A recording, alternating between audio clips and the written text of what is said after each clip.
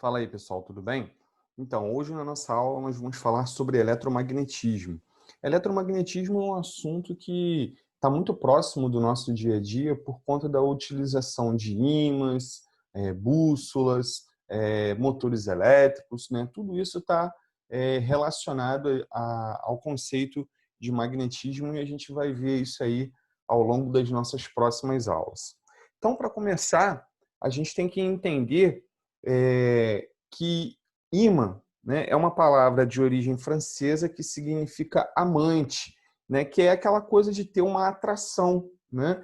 E o conhecimento sobre magnetismo, ele vem de muito tempo, né? Desde a Grécia Antiga já se observava o comportamento de determinadas rochas que tinham essa capacidade de atrair uma a outra. Inclusive, o nome desse conteúdo, né, magnetismo, se deve a uma região da Grécia Antiga chamada Magnésia, que foi onde começaram a ser observadas esse comportamento de algumas pedras, né? Na China Antiga, também havia um ritual lá, uma coisa da cultura deles, no sentido de de pegar um vaso com água e aí colocar algum tipo de material que boiasse na água e em cima desse material uma dessas rochas, né, uma colher feita dessa rocha que apresentava a capacidade de atrair determinados materiais, né? E aí eles observaram que eles podiam mexer com a água dentro desse vaso, né, agitar a água, e aí esse material que estava flutuando, carregando esse material magnetizado, ele girava, girava, mas ele sempre parava numa mesma posição. Então, o que isso significa? Significa que os corpos magnetizados, né, os materiais magnetizados, eles possuem uma orientação preferencial, ou seja, você agita eles, né? E aí depois, ao serem deixados em repouso, eles vão sempre se posicionar numa mesma direção, né? Isso tem a ver com o campo magnético da Terra, isso explica o funcionamento da bússola, mas são coisas que a gente vai ver aí bem devagarzinho, bem tranquilo, tá bom? Quando a gente analisa um determinado material, a gente tem que entender que aquele material ali ele apresenta uma constituição microscópica, né, formada por átomos e moléculas. E dentro dessa visão microscópica dos materiais, dos objetos, nós temos regiões que são chamadas de domínios magnéticos, né? O que seriam esses domínios magnéticos? Seriam regiões no interior da matéria em que cada uma delas vai ter ali digamos assim, vai ter uma potencialidade de gerar um campo magnético, tá? E aí, o que define se um determinado material vai funcionar como um ímã ou não é justamente o comportamento desses domínios magnéticos.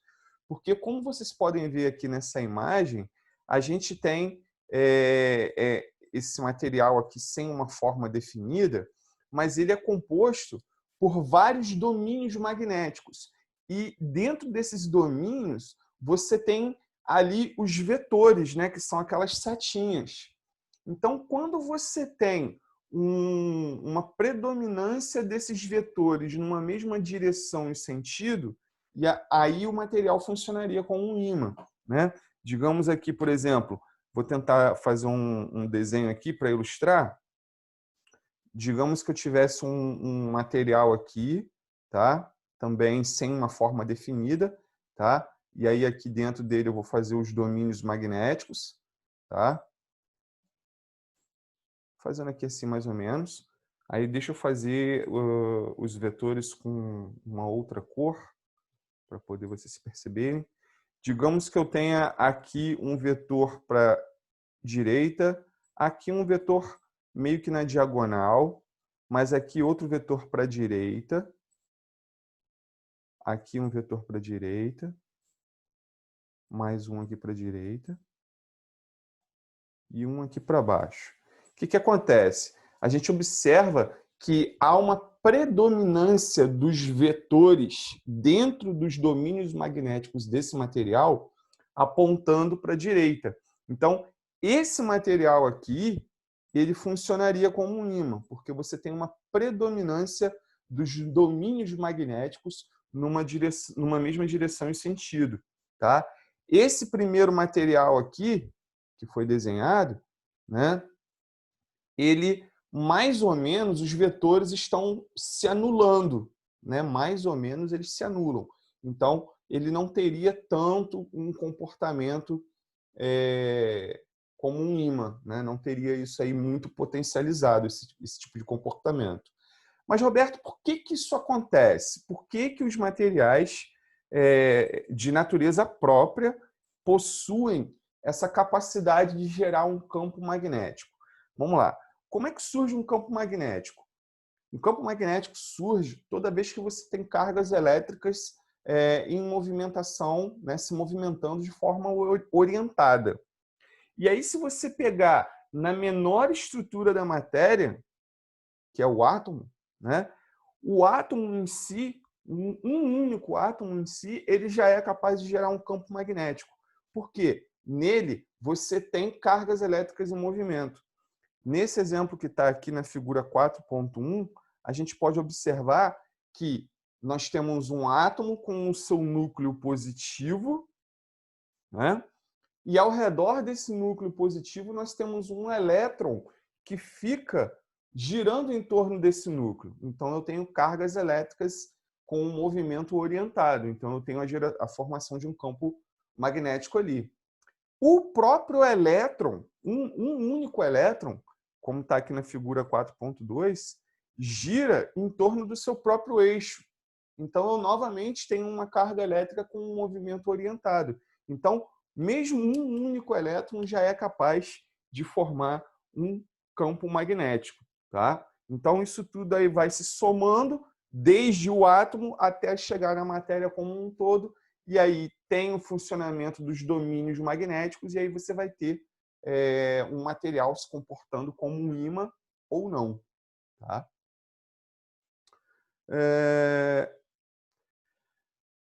Os objetos eles podem ser magnetizados e desmagnetizados. Né? Um determinado objeto que não é um ímã, ele pode sofrer um processo de magnetização, e aí ele passa a se comportar como um ímã. E pode acontecer o processo contrário. Né? Um material que tem comportamento como ímã, ele pode perder essa característica. O que acontece? Isso é muito comum na eletrônica, quando a gente trabalha ali com a chave de fenda, né, e está tirando parafuso, colocando parafuso. É muito comum os técnicos passarem a chave de fenda no ímã para que a chave de fenda fique magnetizada, e quando ele estiver tirando um parafuso, por exemplo, o parafuso, por atração magnética, quando sai, já fica agarrado na chave de fenda. Né? Isso auxilia, né, o trabalho do técnico para não ter que ficar catando o parafuso quando ele cai para um lado, para o outro, né, espalha, perde, tem que ficar procurando. Então, isso é uma coisa que auxilia bastante. Então, o que vai acontecer? Um determinado objeto, né, como esse que está aqui na primeira parte aqui dessa imagem, né, que eu estou destacando aqui para vocês, ele pode sofrer um processo de magnetização, e aí os seus domínios magnéticos que estavam desorientados ali, né, ou em diferentes direções e sentidos, passam a ficar todos numa mesma direção e sentido, e aí esse material ele passa a se comportar como um ímã, ele começa a ter um campo magnético orientado, né, devido à organização desses domínios magnéticos dentro do material. Tá? E como que eu posso desmagnetizar um material? Né? Eu posso fazer com que um material perca a sua característica de ímã, né? A sua funcionalidade como um ímã. Então, a gente pode fazer isso sim. De que maneira? Através de impacto, né? Como está aqui, né? A gente tem um material que está funcionando como um ímã, né? Ele está com um campo magnético orientado, então ele está sofrendo aqui um impacto, né? Causado pela ação desse martelo, ou pelo aquecimento, né? Como está aqui nessa imagem de baixo. né, existe uma temperatura que é chamada de temperatura Curie. Está aqui, ó, TCF, temperatura Curie do ferro, 770 graus Celsius. Temperatura Curie do níquel, 365 graus Celsius. Isso é um valor tabelado, tá? Vocês não têm que ficar decorando, não. Coloquei essas duas aí só como curiosidade. O que é essa temperatura Curie? A temperatura Curie é a temperatura na qual um determinado material perde as suas propriedades magnéticas, tá? Então, se você pegar um ímã que você tem aí na sua casa, dependendo da composição dele, né? Porque o ímã ele tem uma composição química, você leva ele no aquecimento, se você esquentar ele, ele pode perder as propriedades magnéticas que ele está apresentando. Tá? Não sei nem se vocês sabiam disso. Né? Eu sei que, na maioria das vezes, quando eu tenho esse diálogo com os alunos, pelo impacto, os alunos conseguem, eu já percebi, quebra o ímã, ele deixa de funcionar e tal, não sei o quê, ou pelo menos perde a sua força, né? Mas o de temperatura, geralmente os alunos eles não fazem essa associação. Isso aí costuma ser uma novidade quando eu estou dando essa aula para os alunos. E o conceito de atração, a gente tem dois fundamentos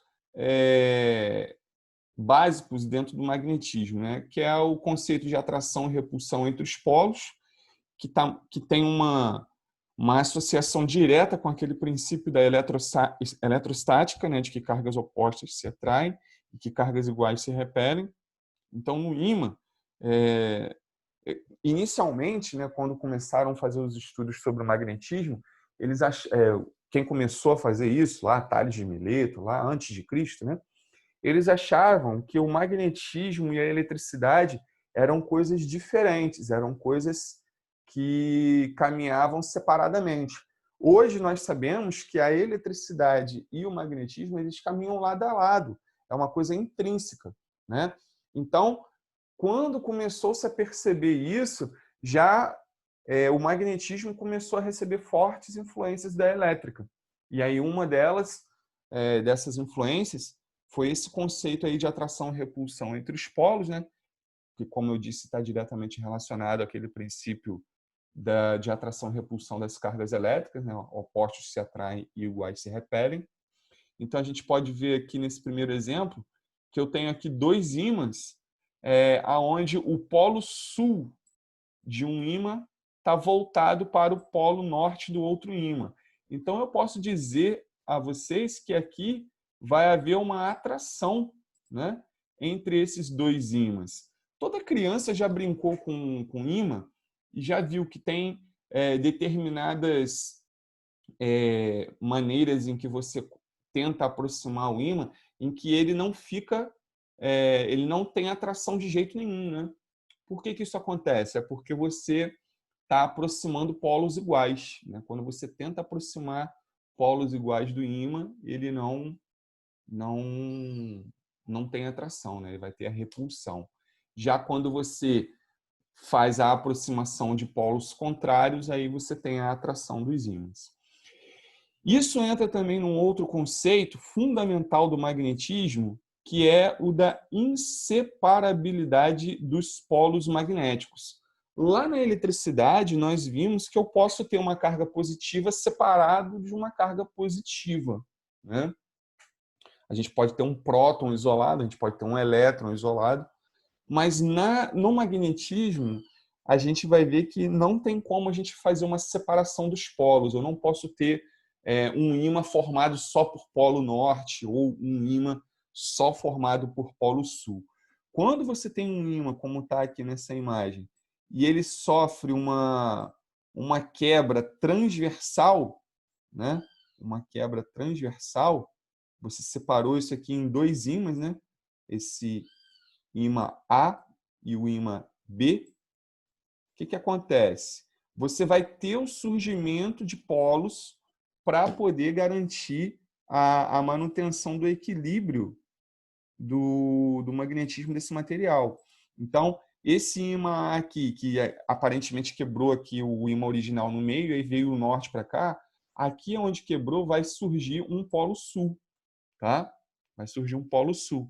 O mesmo vai acontecer com o fragmento B, né, que deu a impressão de que separou o polo sul, mas na verdade aonde quebrou aqui vai surgir um polo norte, né? Sempre vai ter que ter o polo sul e o polo norte no ímã. E aí o que a gente pode afirmar? Esse pedaço aqui que quebrou vai ter o quê? Vai ter atração entre eles, né? Porque você tem polos contrários, então você tem aqui uma atração entre esses fragmentos aqui, tá? Você vai ter uma atração esses fragmentos. O mesmo acontece quando você faz uma cisão longitudinal no ímã, tá vendo? A diferença é que quando você faz um corte longitudinal no ímã, né, você quebrou ele do jeito que está aqui embaixo na imagem, né? Então você não tem o surgimento de polos, porque você não rompeu, não fez um rompimento do polo sul e do polo norte, né? Foi uma cisão longitudinal ao longo do material ali magnetizado. Então não acontece como no primeiro caso, porque você não tem a ruptura dos polos, tá?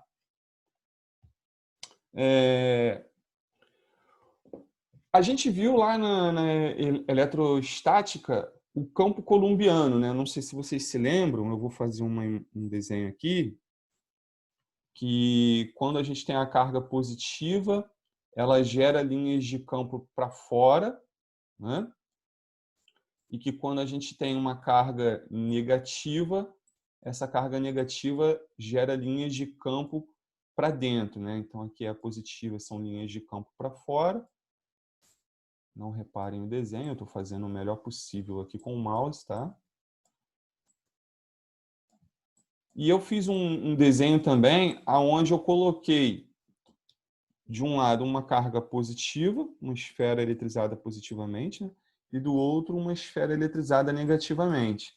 E aí eu fiz um desenho que é bem parecido com aquele ali do ímã, né? Algo mais ou menos assim.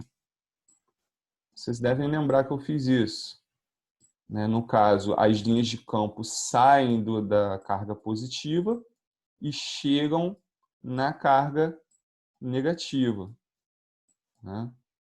Assim, chega aqui na negativa e saem da positiva. De maneira semelhante, no ímã, a gente tem as linhas de campo saindo do polo norte e chegando ao polo sul, tá? E chegando ao polo sul. Então, ó, é o movimento que está acontecendo aqui, indicado por essas linhas e setas feitas em azul. Eu vou limpar a tela aqui, só para que vocês possam ver a imagem melhor.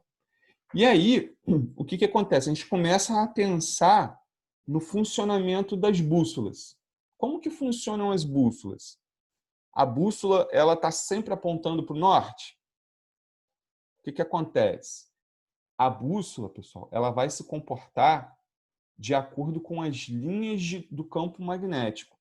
Então, aqui, ó, onde tem esse losango desenhado, e a metade dele está pretinha e a outra metade está branca, isso daí está representando uma bússola, tá, pessoal? Isso aqui indica uma bússola. Observa que o polo norte da bússola, que é essa parte que está pintada de preto, ela não está apontando para o polo norte do ímã. O polo norte da bússola ele está alinhado à linha de campo gerado por esse ímã. Então, a linha de campo está vindo aqui, ó. Eu estou passando aqui o mouse em cima dela. Ó. Tá vendo? Está nessa direção aqui, né? Porque sai do norte e chega ao sul. Então, a bússola ela vai se alinhar tangencialmente a essa linha de campo. Tá? Então, em qualquer ponto que você posicionar a bússola numa região que está sofrendo influência de um campo magnético, ela vai se alinhar sempre tangencialmente à linha de campo. Então, se a bússola estivesse nesse ponto B1 aqui, ó, onde eu estou desenhando agora, eu vou tentar fazer um losango aqui, mas eu acho que eu não vou conseguir. Ó, tá aqui, ó. O polo norte estaria apontado aqui nessa direção e sentido aqui, ó, indicado por essa seta B1, tá? Se fosse aqui nesse ponto B3 aqui, ó, tentar de novo aqui fazer um losango aqui. Mais ou menos saiu, né, galera? Aí eu faço aqui, o polo norte ia estar apontando para lá, ó. Por quê? Porque a seta está para lá, ó, para a esquerda, para lá para a esquerda, né, galera? Então, esse vai ser o comportamento da bússola. Em qualquer região desse campo magnético em que você posicionar a bússola, ela vai estar sempre com o seu polo norte apontando numa direção e sentido tangencial às linhas de campo magnético, tá? E aí a gente representa esse vetor que aponta a direção e o sentido, né, dentro de um campo magnético, ele é indicado pela letra B, né, com a setinha de vetor em cima, né, e ele é o vetor indução magnética.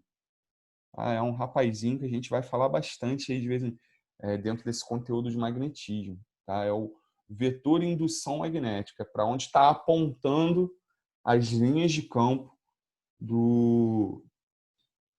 de uma região que sofre a influência de um campo magnético. Tá?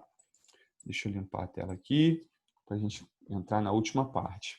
Então, ó, como eu disse, a bússola numa região de campo magnético, ela vai estar sempre apontando numa direção e sentido tangencial à linha do campo magnético. Então, aqui a gente pode perceber, ó, a linha do campo magnético está passando aqui. Estou reforçando a figura em cima dela. Tá vendo aqui? Essa setinha que eu estou destacando agora aqui para vocês, ela é uma seta que está indicando a direção da linha do campo magnético. Então, se ela está apontando ali para a direita, eu já sei que aqui na esquerda está o polo norte e ali na direita vai estar o polo sul, porque as linhas de campo saem do norte e vão para o sul. Então, se uma bússola é colocada aqui nesse ponto que eu estou destacando, com esse asterisco aqui que eu estou tentando fazer e não está saindo, o que acontece? Desse ponto aqui, você vai traçar uma linha tangencial à linha do campo magnético, tá? E essa vai ser a direção do vetor indução magnética, que foi o rapazinho que nós falamos ali do lado, tá? E o magnetismo na Terra? Como é que funciona isso? Bom, primeiro a gente tem que entender que a Terra ela funciona como um grande ímã. A Terra ela é um grande ímã. E, como eu falei anteriormente, né, toda vez que você pega uma bússola, ela está apontando para o polo norte geográfico da Terra. A Terra ela tem um polo norte e um polo sul, mas são polos geográficos, tá, pessoal? Não confunda polo geográfico com polo magnético. Não confunda, tá? A bússola, ela está sempre apontando para o polo norte geográfico, tá? Então, você tem aqui o planeta Terra, né, que saiu meio tortinho ali, mas leve em consideração. E aí você tem o polo norte e o polo sul. Estou falando de polos geográficos, tá? Polo norte e polo sul. Se você colocar uma bússola aqui, o que vai acontecer? O polo norte da bússola, porque a bússola ela é um ímã, tá? Então, tem sempre uma parte da bússola que está pintado ou de vermelho ou de preto. Essa parte que está pintada representa o polo norte da bússola, mas aí é o norte magnético da bússola. Então, o norte magnético da bússola aponta para o norte geográfico da Terra. Ora, o que a gente percebe? Que os polos eles se atraem de maneiras opostas, não é isso? O polo norte vai ter tendência de ir sofrer atração ao polo sul, não é isso? Isso nos polos magnéticos. O que significa isso? significa que fisicamente falando, né, magneticamente falando, o polo norte do nosso planeta é o sul geográfico, ou seja, o norte geográfico, ele é o sul magnético, né? Pensa no planeta Terra. O polo norte geográfico é o polo sul magnético, porque é para lá que a bússola aponta. É para lá que o polo norte magnético da bússola aponta. Então, o polo norte magnético da bússola vai apontar para o polo sul magnético da Terra. O polo sul magnético da Terra corresponde ao norte geográfico. É o contrário, entendeu, galera? Isso gera uma confusão aí para os alunos, justamente porque faz essa inversão, né? É só vocês olharem aqui. Eu vou destacar com uma caneta de outra cor, vou pegar um verde aqui. Observa que aqui eu tenho... Não, o verde não ficou legal, não. Vou pegar uma cor mais... o roxo vai ficar bom. A gente tem aqui o norte geográfico, corresponde ao sul magnético. E aí aqui está a bússola com o seu norte magnético apontando para o norte geográfico da Terra. E o sul geográfico da Terra corresponde ao norte magnético. Tá? Sei que parece um pouco confuso, parece um pouco estranho, né? Porque faz essa inversão, mas não é difícil de entender, não. Esses são os conceitos iniciais do magnetismo. Tá? Ainda tem bastante coisa para a gente ver aí, tá bom? E a gente também vai agora, toda semana, trabalhar um conteúdo revisional, um conteúdo de séries anteriores, né? Segundo e primeiro ano. E aí, basicamente, vai ser uma lista de exercício com gabarito, comentário e tal, só para vocês refrescarem na memória de vocês esses conteúdos, já visando aí uma participação no Enem, tá bom? Eu hoje estou meio aqui atrasado com vocês, tá? Porque estou com uma sobrecarga de trabalho aqui, e aí até por isso a gente não fez a nossa tradicional reunião, tá bom? Espero que vocês entendam. Na semana que vem a gente volta, tem mais conteúdo, já vai ter exercício também, tá bom? Fiquem com Deus aí e bom final de semana para vocês aí, tá bom?